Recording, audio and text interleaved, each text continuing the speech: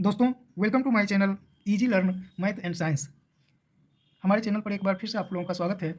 जैसा कि मैंने पिछले वीडियो में ज्योमेट्री शुरू किया था और उसमें मैंने रेखा के बारे में आप लोगों को पढ़ाया था। आज हम जो टॉपिक पढ़ाने जा रहे हैं, ज्योमेट्री का ही एक टॉपिक है कोण, एंगल। उसके बारे में आज हम आप लोगों को बताएंगे कि कोण क्या होता है, कोण कितने प्रकार का होता है, इसमें क्या क्या पढ़ना होता है।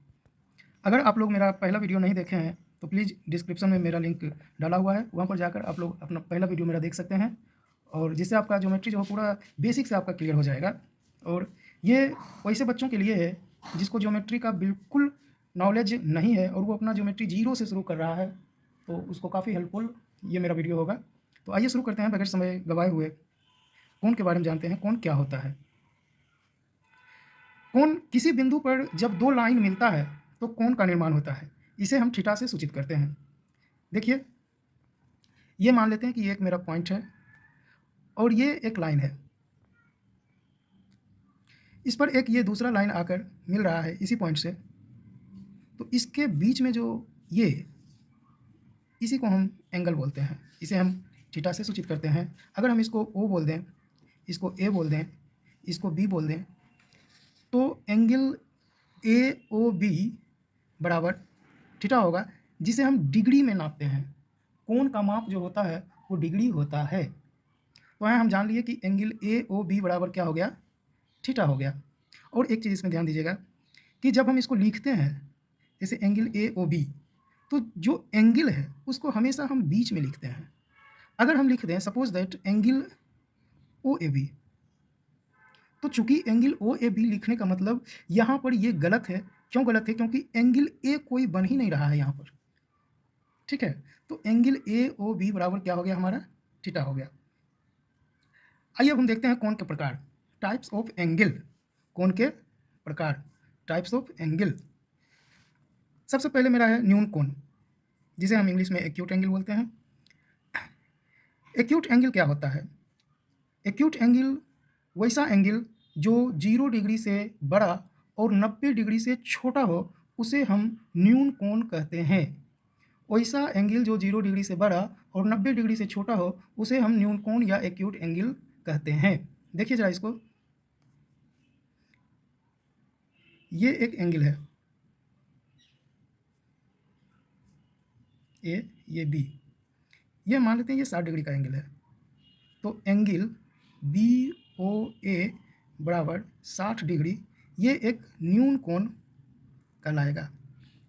ऐसे एग्जाम्पल में 30 degree, 45 degree, 60 degree, 75 degree ETC, यानी वैसा एंगल जो 0 डिग्री से बड़ा हो और 90 डिग्री से छोटा हो, ये सभी एंगल न्यून कोण एंगल कहलाते हैं। आइए अब हम दूसरा देखते हैं, समकोण। तो दो रेखाओं के बीच अगर 90 डिग्री का कोण बने तो उसे हम समकोण कहते हैं। जैसे, या हम इसको दूसरे भाषा में कह सकते हैं कि अगर दो रेखा आपस में लंबवत आकर एक दूसरे को मिलता है तो उससे बने हुए कोण को हम समकोण कहते हैं। जैसे ये एक पॉइंट है और ये एक रेखा है, यहाँ लंबवत आकर एक दूसरा रेखा मिल रहा है, तो इस प्रकार जो हमारा एंगल बनता है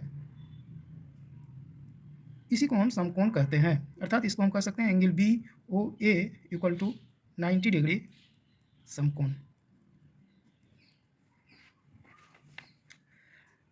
आइए अब आगे चलते हैं, अधिक कोण। अधिक कोण क्या होता है? Obtuse angle. जब दो रेखाओं के बीच जब दो रेखाओं के बीच 90 डिग्री से अधिक और 180 डिग्री से कम, क्या हम बोल रहे हैं? जब दो रेखाओं के बीच 90 डिग्री से अधिक और 180 डिग्री से कम कोण का निर्माण हो, तो वैसे कोण को हम अधिक कोण कहते हैं। देखिए, ये है एक पॉइंट, यहाँ से ये हम लिए ए, इसको ओ मान लेते हैं। ये कुछ इस तरह से बनेगा, इसको अगर बी कह दें तो ये जो एंगल बनता है ये हमारा अधिक कोण है। अगर हम इसको थीटा बोल दें तो एंगल बी ओ ए बराबर थीटा, ये हमारा अधिक कोण कहलाएगा। यानी 90 डिग्री से बड़ा और 180 डिग्री से छोटा। इसको एक दूसरे ढंग से हम लिख सकते हैं, इसको हम कुछ इस तरह से लिख सकते हैं कि 90 डिग्री से बड़ा थीटा और 180 डिग्री से छोटा, ये भी हमारा अधिक कोण है। थोड़ा हम यहाँ पर चलते हैं न्यून कोण में। यहाँ हम कह सकते हैं 0 डिग्री से बड़ा और 90 डिग्री से छोटा, ये हमारा न्यून कोण है। इसके बीच में जितना भी लाइज करेगा थीटा का मान, जितना भी लाइज करेगा थीटा का मान, वो सभी न्यून कोण होगा या फिर वो सभी अधिक कोण होगा। आइए अब हम देखते हैं ऋजु कोण, स्ट्रेट एंगल। जब किसी रेखा के एक निश्चित बिंदु पर जो कोण का निर्माण होता है उसी को हम ऋजु कोण कहते हैं। अब यहाँ पर एक रेखा है, अगर हम इसको इधर भी बढ़ाते हैं, ये O है हमारा, ये A है, ये B है, और यहाँ पर जो हमारा एंगल का निर्माण हो रहा है, मीन्स ये जो एंगल हमारा बन रहा है, ये हमारा ऋजु कोण कहलाएगा। इसका मान फिक्स होता है, इसका मान हमेशा एंगल AOB बराबर 180 डिग्री, ये हमारा ऋजु कोण कहलाएगा। दोस्तों समकोण और ऋजु कोण ये दोनों का मान फिक्स होता है, बाकी न्यून कोण, अधिक कोण, ये दोनों का मान 0 से 90 और 90 से 180 के बीच लाइज करता है। आइए अब आगे बढ़ते हैं। प्रतिक्षेप या पुनर्युक्त कोण, इसी को हम रिफ्लेक्स एंगल भी कहते हैं। जब दो रेखा के बीच 180 डिग्री से अधिक और 360 डिग्री से कम कोण का निर्माण होता है तो इस प्रकार बने कोण को प्रतिक्षेप या पुनर्युक्त कोण कहते हैं। आइए दोस्तों देखते हैं, ये हमारा एक पॉइंट है, यहाँ से एक हम ले रहे हैं A, ये O है, और यहाँ से हम ले रहे हैं B। तो ये कुछ तो राइट एंगल है, यहाँ 90 डिग्री बन रहा है, लेकिन ये जो हमारा एंगल बनेगा इसको हम प्रतिक्षेप या पुनर्युक्त कोण कहेंगे। इसको क्या हम बोलेंगे? प्रतिक्षेप या पुनर्युक्त कोण, यानी एंगल BOA बराबर ये 270 डिग्री बनेगा, इसको हम प्रतिक्षेप या पुनर्युक्त कोण कहेंगे। मैं ये एग्जांपल इसलिए लिया हूँ 270 डिग्री का कि 180 डिग्री तो स्ट्रेट एंगल होता है, ऋजु कोण होता है, 90 डिग्री समकोण होता है, 0 डिग्री से बड़ा और 90 डिग्री से छोटा न्यून कोण होता है, 180 डिग्री से बड़ा और 270 डिग्री से 180 डिग्री से बड़ा और 360 डिग्री से छोटा प्रतिक्षेप या पुनर्युक्त कोण होता है। तो कभी कभी कन्फ्यूजन के लिए एक क्वेश्चन पूछ दिया जाता है कि 270 डिग्री कौन कौन कहलाता है। तो दोस्तों 270 डिग्री प्रतिक्षेप या पुनर्युक्त कोण कहलाता है, इसलिए मैंने एग्जाम्पल में आपको ये समझाने का कोशिश किया। आइए अब देखते हैं पूर्ण कोण। जैसा कि नाम से स्पष्ट है, फुल एंगल पूर्ण कोण, तो वैसा कोण जो 360 डिग्री का निर्माण करता है, यानी वैसा कोण जो अपने आप में पूर्ण है, उसी को पूर्ण कोण कहेंगे। जैसे ये एक पूर्ण कोण है, जैसे एग्जांपल हम लेते हैं, एक सर्कल जो होता है ये एक पूर्ण कोण होता है, क्योंकि ये 360 डिग्री का निर्माण करता है, इसलिए ये एक पूर्ण कोण कहलाता है। अगर हम एक राइट एंगल ले लें OAB, और इसको भी अगर हम देखें तो ये तो हमारा 90 डिग्री है, बट यहाँ से अगर हम इसको पूरा देखें तो ये 360 डिग्री होगा और ये एक पूर्ण कोण कहलाएगा। यानी जब कोई कोण 360 डिग्री निर्माण कर लेता है उसके बाद ये कोण आगे बढ़ेगा ही नहीं। कहने का मतलब है कि 360 डिग्री से ऊपर एंगल बनता ही नहीं है। इसके मल्टीपल फॉर्म हो सकते हैं, 720 डिग्री, 1080 डिग्री, लेकिन 360 डिग्री से बड़ा एंगल नहीं बनता है, इसलिए इसे पूर्ण कोण कहा जाता है। दोस्तों अभी तक तो हमने कोण के प्रकार के बारे में जाना।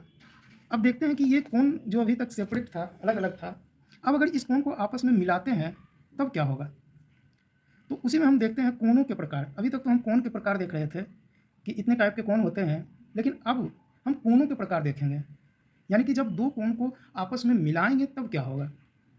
आइए देखते हैं कोणों के प्रकार, टाइप्स ऑफ एंगल्स।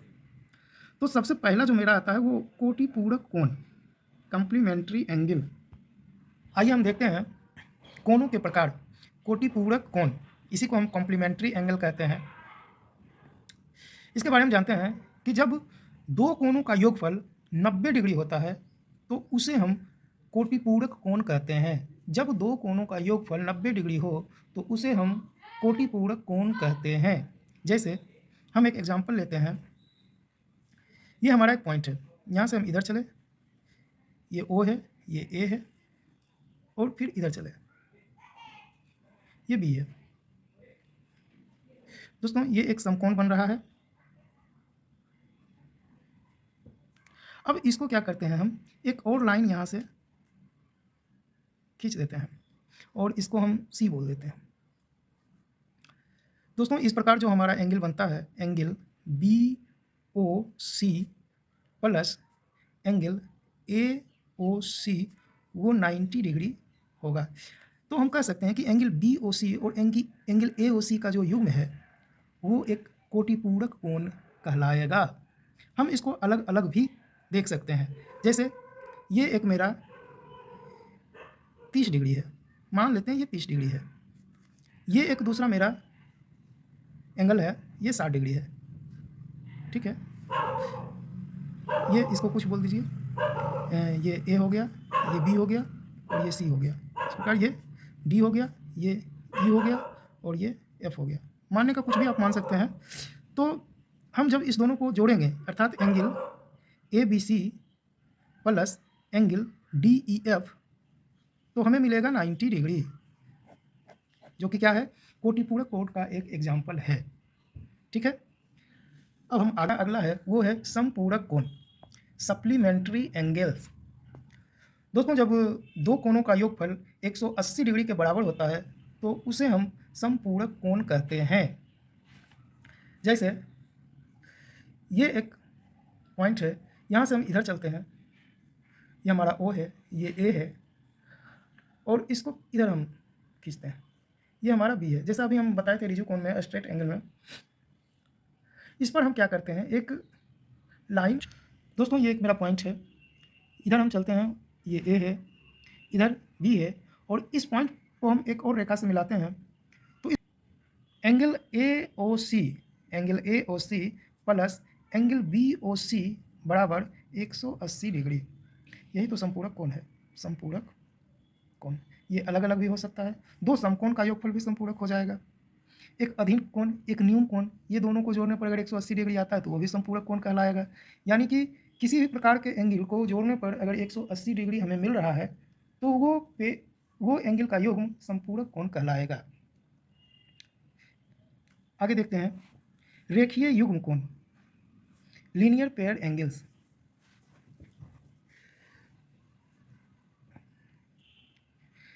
जब दो रेखा एक दूसरे को एक बिंदु पर काटता है तो उससे जो एंगल बनता है उसे हम रेखीय युग्म कोण कहते हैं।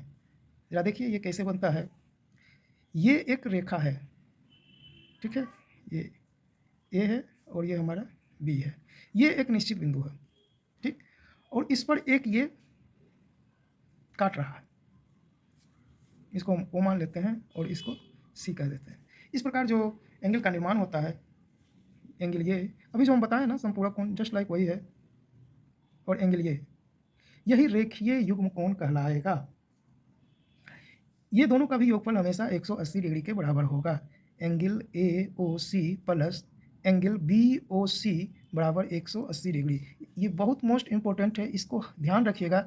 इस पर कई सारे सवाल आते हैं जिसको आप आसानी से, अगर रेखीय युग्म कोण को अगर आप समझ जाएंगे, अच्छे से इसको ध्यान में रखेंगे, तो आप कई सारे सवाल को बहुत ही आसानी से सोल्व कर पाएंगे। ये बहुत ही इंपॉर्टेंट है। आसन्न कोण, एडजेसेंट एंगल्स। आसन्न कोण के बारे में जानते हैं। आसन्न कोण क्या है कि दो कोण जिसका एक उभयनिष्ठ भुजा और बिंदु हो, शीर्ष हो, उसे हम आसन्न कोण कहते हैं। एक बार फिर से बोलते हैं, दो कोण जिसका एक उभयनिष्ठ शीर्ष और भुजा हो उसे हम आसन्न कोण कहेंगे। देखते हैं इसको, ये हमारा एक पॉइंट है O, ये इधर ले जाते हैं इसको A, इधर हम इसको ले जाते हैं, इसको B बोलते हैं, ठीक है। अब यहाँ से हम एक और रेखा खींचते हैं, इसको हम सी बोलते हैं। तो एक चीज़ देखिए इसमें कि एंगल BOC और एंगल AOC आसन्न कोण कहलाएगा। क्यों कहलाएगा? क्योंकि एंगल AOC जो है, एंगल AOC को देखिए, इसमें OC एक साइड है और इसका एक शीर्ष O है। ठीक उसी प्रकार अगर हम एंगल BOC को देखते हैं तो एंगल BOC में भी OC एक साइड है और इसका एक शीर्ष O है। तो अभी हम इसका डेफिनेशन में क्या बोले थे कि जब दो कोण जिसका एक उभयनिष्ठ बिंदु हो, उभयनिष्ठ का अर्थ ये हुआ कि दोनों कोण बनने में वो बिंदु कॉमन हो रहा है। तो ये दोनों कोण बनने में ये बिंदु कॉमन हो रहा है, इसमें भी आ रहा है एंगल BOC के रूप में, इसमें भी आ रहा है एंगल AOC के रूप में। तो इसका एक उभयनिष्ठ बिंदु हो गया और एक उभयनिष्ठ भुजा हो अर्थात OC, दोनों एंगल निर्माण करने में OC आ रहा है, तो ये दोनों एंगल क्या होगा? आसन्न कोण कहला। ये अलग अलग भी हो सकते हैं, अगर वर्टेक्स सेम हो और साइड सेम हो तो वो आसन्न कोण कहला जाएंगे। आइए अब हम देखते हैं शीर्षाभिमुख कोण, वर्टिकली ऑपोजिट एंगल्स। शीर्षाभिमुख कोण क्या होता है? जब दो रेखाएं एक दूसरे को काटती है तो प्रतिच्छेदन के कारण बनने वाले विपरीत कोणों को शीर्षाभिमुख कोण कहते हैं। एक बार फिर से सुनिए, जब दो रेखाएं एक दूसरे को काटती है तो प्रतिच्छेदन के कारण बनने वाले विपरीत कोणों को शीर्षाभिमुख कोण कहते हैं। शीर्षाभिमुख कोणों का एक युग्म सदैव एक दूसरे के बराबर होता है। जैसे ये एक रेखा है, ठीक, और ये एक रेखा है, ये दोनों एक दूसरे को इस पॉइंट पर प्रतिच्छेद कर रहा है, काट रहा है इस पॉइंट पर, तो और 4 एंगल का निर्माण कर रहा है, 2 3 4। तो हम इसको बोल दें एंगल 1, एंगल 2, एंगल 3, एंगल 4। तो एंगल 1 बराबर एंगल 3 हो जाएगा और एंगल 2 बराबर एंगल 4 हो जाएगा। क्यों होगा? शीर्षाभिमुख कोण के कारण होगा। जैसा कि अभी हम आपको बताए थे कि जब दो रेखा एक दूसरे को प्रतिच्छेद करती है तो विपरीत कोणों को हम शीर्षाभिमुख कोण कहते हैं और शीर्षाभिमुख कोणों का एक युग्म सदैव एक दूसरे के बराबर होता है। तो इस कारण एंगल 4 बराबर एंगल 2 हो जाएगा और एंगल 1 बराबर एंगल 3 हो जाएगा। इसमें किसी भी एक एंगल का मान देकर आपको शेष तीनों एंगल का मान पूछा जा सकता है। और इसमें अगर एंगल 1 एग्जाम्पल हम देते हैं, इसमें अगर एंगल 1 बराबर कुछ भी है, सपोज इट हम मान लेते हैं 75 डिग्री है, एंगल 1 बराबर 75 डिग्री है, तो आपसे पूछ सकता है एंगल 4, एंगल 3, एंगल 2 बराबर क्या होगा। दोस्तों इसको देखते हैं, अगर एंगल 1 बराबर 75 डिग्री है अर्थात ये 75 डिग्री है, तो अभी हम आपको बताए थे कि ये तो पहला नंबर 75 हो जाएगा, एंगल 3 शीर्षाभिमुख के कारण 75 हो जाएगा। और ये आप देखिए एंगल 1 और एंगल 4 को देखिए, ये वाला, इसको बंद कर लेते हैं, इसको देखिए एंगल 1 और एंगल 4 को, क्या ये रेखीय युग्म बना रहा है ना? तो रेखीय युग्म में दोनों कोण का योगफल क्या होता है? 180 डिग्री होता है, अर्थात एंगल 1 और एंगल 4 दोनों का योगफल 180 डिग्री होगा, जिसमें हमें एंगल 1 बराबर 75 डिग्री दिया हुआ है। तो एंगल 4 का मान क्या हो जाएगा? एंगल 4 का मान 105 डिग्री हो जाएगा। और जब एंगल 4 का मान 105 डिग्री हो जाएगा तो एंगल 2 का मान 105 डिग्री हो जाएगा, क्योंकि ये दोनों एंगल 4 और एंगल 2 शीर्षाभिमुख हैं। एंगल 3 और एंगल 1 ये भी दोनों शीर्षाभिमुख हैं और यहाँ पर ये एक रेखीय युग्म बन रहा था। तो किसी भी एक एंगल का मान देकर आपको शेष तीनों एंगल का मान पूछा जा सकता है। इस प्रकार इसका यहाँ आंसर हो जाएगा एंगल 4 बराबर 105 डिग्री, एंगल 3 बराबर 75 डिग्री और एंगल 2 बराबर 105 डिग्री। यही आपका आंसर हो जाएगा। ठीक, इसके लिए इतना ही, फिर हम इसको नेक्स्ट वीडियो में जल्दी इसको आगे बढ़ाएंगे। तब तक के लिए धन्यवाद। अगर आप लोगों को अच्छा लगा हो मेरा पढ़ाया हुआ तो प्लीज़ आप इसे लाइक करें, सब्सक्राइब करें। धन्यवाद।